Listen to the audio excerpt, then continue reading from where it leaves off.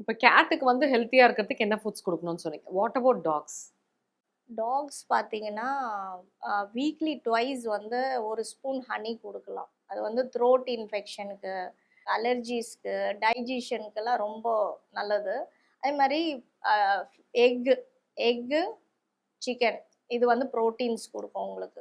Boiled sweet potatoes குடுக்கலாம். ம். எல்லாமே வேக வச்சது. அதில வந்து விட்டமின்ஸும், ஃபைபர் இருக்கும் உங்களுக்கு. அப்புறம் ம்.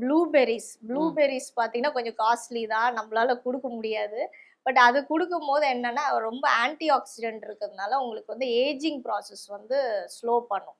ஃபிஷ் குடுக்கலாம். ஃபிஷ்ஷும் பாயில்டு தான். ஃபிஷ் குடுக்கும்போது வந்து ஒமேகா 3 உங்களுக்கு கிடைக்கும் டாகுக்கு. ஸோ நெறைய பேருக்கு டவுட் இருக்கும். ஃபிஷ் குடுக்கலாமா? சிக்கனும், எக்கும் தான் குடுத்துருக்கோம். ஃபிஷ் ஆமா. குடுக்கலாமா? சொறி பிடிச்சுரும்னு கண்டிப்பா பயப்படுவாங்க. குடுக்கலாம். நீங்க வந்து டாக்டர் கன்சல்ட் பண்ணலாம். அவங்களே சொல்லுவாங்க உங்களுக்கு வந்து ஃபிஷ் குடுக்கலான்னு. அது ஐயோட ஹெல்த்துக்குலாம் ரொம்ப நல்லது. ஒமேகா 3.